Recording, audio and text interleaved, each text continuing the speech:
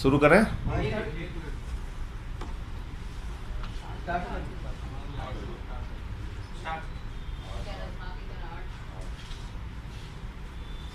शुरू करें। आज माननीय सर्वोच्च न्यायालय का अडानी के मामले में एक बहुत ही महत्वपूर्ण फैसला आया है। वो फैसला जहां एक और सराहनीय फैसला है, अडानी की घोटाले की 6 सदस्यीय समिति बनाकर जांच कराने का फैसला है। उस समिति में पूर्व न्यायाधीश को शामिल करके जांच कराने का फैसला है। वहीं दूसरी तरफ यह सुप्रीम कोर्ट का फैसला नरेंद्र मोदी जी की सरकार पर जोरदार तमाचा है। 140 करोड़ लोगों ने चुनकर भारत का प्रधानमंत्री नरेंद्र मोदी जी को बनाया। पूरा विपक्ष एक स्वर में मांग कर रहा था कि दुनिया का सबसे बड़ा घोटाला है अडानी घोटाला, कॉर्पोरेट जगत का सबसे बड़ा घोटाला है अडानी घोटाला। LIC में करोड़ों लोगों का पैसा डूब रहा है, SBI में करोड़ों लोगों का पैसा डूब रहा है। प्रधानमंत्री जी, JPC से जांच कराइए। पूरे सदन के सत्र के दौरान हम लोग एक ही मांग करते रहे, लेकिन एक कहावत हमने सुनी थी कि रोम जल रहा था, नीरव बंसी बजा रहा था।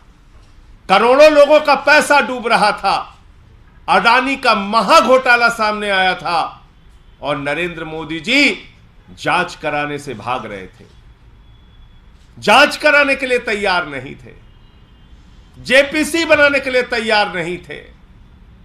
इसके पीछे कारण क्या है? इसके पीछे कारण बहुत ही साफ है, जो पहले दिन से मैं कह रहा हूं, नरेंद्र मोदी जी की सरकार ऊपर से लेकर नीचे तक भ्रष्टाचार में आकंठ डूबी हुई है। नरेंद्र मोदी जी की सरकार अडानी के साथ मिलकर देश की संपत्तियों को नीलाम कर रही है, औने पौने दामों में बेच रही है। मोदी जी ने अडानी को कोयला दे दिया, गैस दे दिया, बिजली दे दिया, पानी दे दिया, सड़क दे दिया, स्टील दे दिया, सीमेंट दे दिया, सीपोर्ट दे दिया, एयरपोर्ट दे दिया। यानी अगर पाताल में चले जाइए तो कोयला और गैस अडानी को दे दिया, आकाश में चले जाइए तो जहाज अडानी को दे दिया, आकाश से लेके पाताल तक सब कुछ अडानी को दे दिया, सब कुछ अडानी को दे दिया। और इतना ही नहीं रुके, 2.5 लाख करोड़ रुपए का कर्जा दे दिया। जब घाटा होने लगा व्यवसाय में तो 84,000 करोड़ का कर्जा माफ कर दिया। और उस अडानी ने क्या किया? अपने भाइयों के साथ मिलकर सैकड़ों फर्जी कंपनियां पूरे देश में और दुनिया में खोलने का काम किया। सैकड़ों फर्जी कंपनियां तमाम टैक्स हेवन कंट्रीज में, मॉरिशस और कैरेबियाई देशों में खोलने का काम विनोद अडानी ने किया, जो इसका भाई है अडानी का।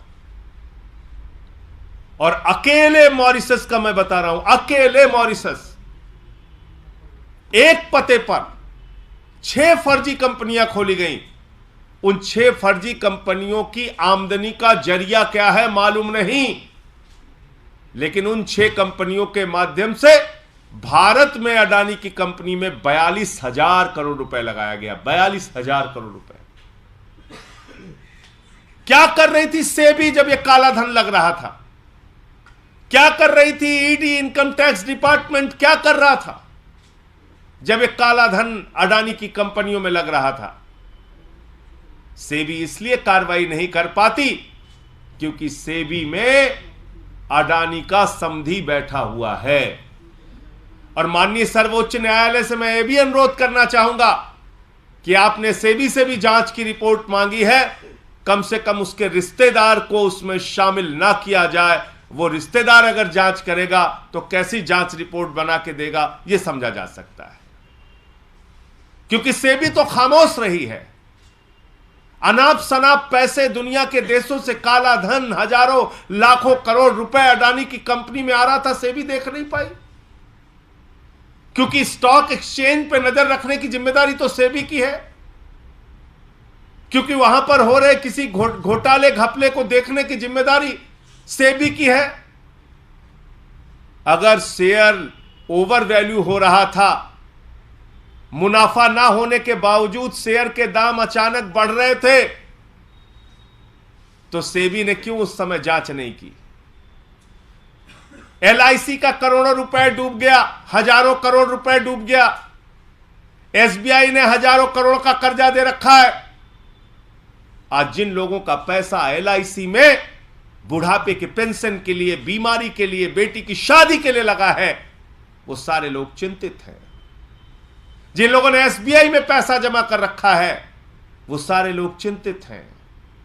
और बैंक मोदी जी डुबाना चाहते हैं, इसका एक ही प्रमाण है कि इन्होंने कहा है भले ही आपका करोड़ों रुपए बैंकों में जमा हो, लेकिन नया कानून मोदी जी ने बना दिया, वापसी सिर्फ 5 लाख रुपए मिलेगा।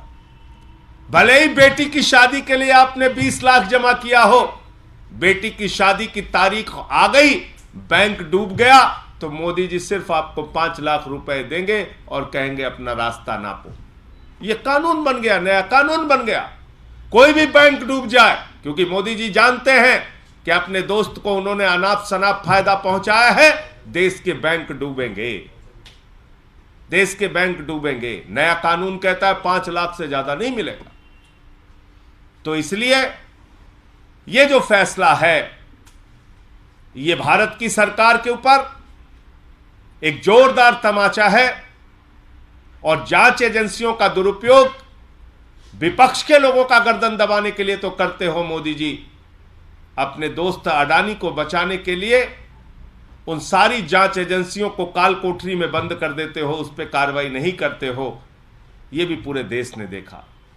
हमारी जेपीसी की मांग, सदन में आवाज उठाना या सदन की प्रक्रिया में आवाज उठाने का मौका न मिलने पर सदन पे नारे लगाना और बाधित करना 100% सही था। यह बात आज सुप्रीम कोर्ट के फैसले से साबित हो गई।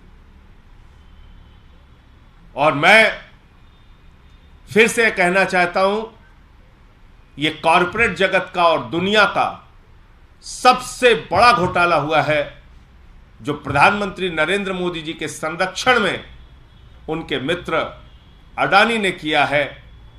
इसकी जांच की परतें खुलनी चाहिए। और जेपीसी की जो हमारी मांग है, क्योंकि सदन सर्वोच्च है, पार्लियामेंट सर्वोच्च है, जेपीसी की जो हमारी मांग है, उस जेपीसी के माध्यम से जांच होगी तो बहुत सारे और सच और तथ्य सामने आने में मदद मिलेगी। पहली बात तो यह अडानी को लेकर मामला था।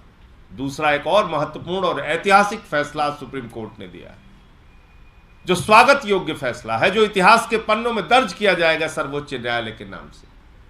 वो है चुनाव आयोग के गठन की प्रक्रिया को निर्धारित करने का फैसला। अब प्रधानमंत्री जी, विपक्ष के नेता और मुख्य न्यायाधीश तय करेंगे चुनाव आयोग में कौन बैठेगा। आप बताइए, चुनाव आयोग तब तक इंतजार करता है जब तक प्रधानमंत्री जी की रैलियां ना हो जाएं, योजनाओं की घोषणाएं ना हो जाएं। चुनाव आयोग तब तक इंतजार करता है जब तक गृह मंत्री जी की रैलियां और सभाएं ना हो जाएं। और यह सब कुछ देखकर चुनाव की तारीखों का ऐलान करते हैं। यानी कहीं ना कहीं चुनाव आयोग की निष्पक्षता पर लंबे समय से आवाज उठ रही थी। और आज ये जो फैसला आया है कि लार्जेस्ट अपोजिशन पार्टी का एक मेंबर होगा, प्रधानमंत्री जी स्वयं होंगे और मुख्य न्यायाधीश जी होंगे, वो लोग मिलकर चुनाव आयोग का गठन करेंगे। ये एक अच्छा बेहतरीन फैसला है और इससे चुनाव आयोग की निष्पक्षता को कायम रखने में, भारत के लोकतंत्र को मजबूत करने में, भारत के संविधान को मजबूत करने में मदद मिलेगी। आपके कोई प्रश्न हो? आपने जेपीसी की मांग को लेकर बोला, तो क्या इसमें से संतुष्ट आप लोग नहीं है? जेपीसी की मांग को लेकर सदन के अगले सत्र में जो 13 तारीख से शुरू हो रहा है उसमें भी आवाज उठाते रहेंगे? देखिए, जेपीसी की मांग जो है वो पार्लियामेंट की मांग है, पार्लियामेंट के सदस्यों की मांग है। जेपीसी की मांग से सुप्रीम कोर्ट की जांच में कोई अंतर नहीं आएगा। जेपीसी तो पार्लियामेंट की होती है, भाई एक ही चीज, एक ही घोटाले की जांच सीबीआई भी करता है, ईडी भी करता है। ये तो मोदी जी ने सिखाया है। तो इतना बड़ा महाघोटाला हुआ है, सुप्रीम कोर्ट भी जांच करे और जेपीसी भी जांच करे। अरे अब तो शर्म करके जेपीसी बना दो, अब क्या दिक्कत है भाई? अब तो शर्म करके जेपीसी बना दो, अब तो सुप्रीम कोर्ट ने भी कह दिया। तो ऐसा नहीं है कि जेपीसी बनाने का या जेपीसी के गठन करने की कोई प्रक्रिया इस फैसले से बाधित होगी, कतई बाधित नहीं होगी। आज प्रधानमंत्री जी चाहे जेपीसी बना सकते हैं। ये जो नई कमेटी बनाई गई है, क्या इसके बाद विपक्ष के तमाम जो सवाल थे सीईसी को लेके और इलेक्शन कमीशन को के रोल को लेके वो खत्म हो जाएंगे, या फिर सीबीआई डायरेक्टर का भी अपॉइंटमेंट इसी तरह की कमेटी से होता है, वहां भी आपके सवाल बरकरार रहते हैं? देखिए ऐसा है कि जो सरकारी नियंत्रण था, यानी सरकार जिसको चाहती थी बिठाल देती थी चुनाव आयोग में, कम से कम इस फैसले से वो बात खत्म होगी। अब इसमें विपक्ष भी शामिल हो गया और मुख्य न्यायपालिका भी शामिल हो गई, मुख्य न्यायाधीश भी शामिल हो गए। तो कहीं ना कहीं जो एक सरकारी नियंत्रण था चुनाव आयोग के गठन में, वो खत्म होगा इससे। विपक्षी एकता की मांग फिर से उठी है। बीते दिन चेन्नई में तमाम विपक्षी दलों के जुटे थे और मल्लिकार्जुन खड़गे ने वहां से एक तरह से अपील की कि सभी विपक्षी दलों को एक साथ आना चाहिए। डीएमके का उन्होंने उदाहरण दिया कि जब भी डीएमके साथ में चुनाव लड़ा कांग्रेस के, वहां पे कांग्रेस पार्टी की सरकार बनी। तो क्या आम आदमी पार्टी के देखिए ऐसा है कि विपक्षी एकजुटता का एक आधार होना चाहिए। इस बात को हमारे नेता अरविंद केजरीवाल जी ने स्पष्ट तौर पे कहा। जब उद्धव ठाकरे जी से भी मुलाकात हुई तब भी मीडिया के सामने आके कहा कि विपक्ष इस देश के लोगों को महंगाई से निजात कैसे देगा, बेरोजगारी से निजात कैसे देगा, महिलाओं की सुरक्षा कैसे सुदृढ़ हो पाएगी, एक खाका क्या है विपक्ष के सामने इस देश को देने का, भारत को दुनिया का नंबर 1 देश बनाने का, पहले वो तय होना आवश्यक है। और बाकी इस समय जो चुनौतियां हैं, जिस तरह से जांच एजेंसियों का दुरुपयोग हो रहा है, महंगाई बढ़ रही है, बेरोजगारी बढ़ रही है, किसानों को उनके फसल का दाम नहीं मिल रहा है, गैस का सिलेंडर जिस हफ्ते मन होता है, जिस महीने मन होता है बढ़ा देते हैं, तो ये सारे प्रश्न हैं। आप बताइए, फ्री सिलेंडर देने की बात कही थी अमित शाह जी ने उत्तर प्रदेश के चुनाव में, अभी ठीक होली के पहले उन्होंने तोहफा दे दिया, 50 रुपए घरेलू सिलेंडर महंगा हो गया, 350 रुपए कमर्शियल सिलेंडर महंगा हो गया।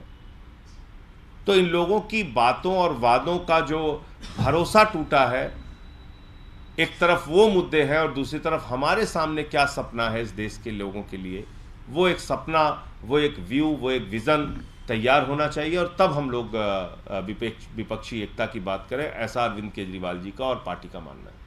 संजय जी, G20 देशों के विदेश मंत्री आए हैं, चीन के भी आए हुए हैं, कांग्रेस विरोध कर रही है, आम आदमी पार्टी व्यापार और रिश्ता खत्म करने की कई बार मांग कर चुकी है चीन से। इस दौरे को, इस पूरे समिट को किस तरीके से देख रहे हैं चीन के? देखिए ऐसा है कि दोहरा रवैया मोदी जी की सरकार का और भारतीय जनता पार्टी का चीन को लेकर रहता है। कभी तो इनके चेले निकल पड़ते हैं मैदान में, सामान का बहिष्कार करो, ये दुकान तोड़ेंगे, वो दुकान तोड़ेंगे। अरे भाई, कोई चीनी सामान बेच रहा है, वो तो पैसा देके ला रहा है, तुमने खोला है मार्केट, वो तो भारतीय है बेचारा, उसने बैंक से लोन उठाए हैं दुकान खोलने के लिए, तो भाजपा के गुंडे उसकी दुकान तो तोड़ने पहुंच जाते हैं। लेकिन उनके जो नेता हैं आदरणीय प्रधानमंत्री नरेंद्र मोदी जी, वो चीन के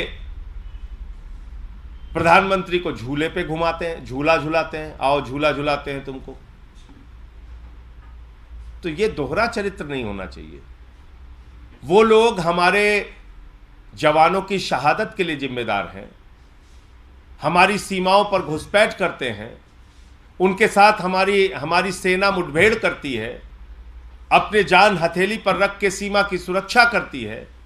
आप एक बार भी भारत की सीमाओं की सुरक्षा का विषय उनके सामने नहीं उठाएंगे और खाली उनको झूला झुलाएंगे, और आपके चेले जो है भाजपा के, वो चीनी सामानों का विरोध करने की नौटंकी करेंगे, तो ये बात तो ठीक नहीं है, ये बात ठीक नहीं है। तो इसलिए एक स्पष्टता के साथ अपना मत चीन के मुद्दे पर भारत की सरकार को रखना चाहिए।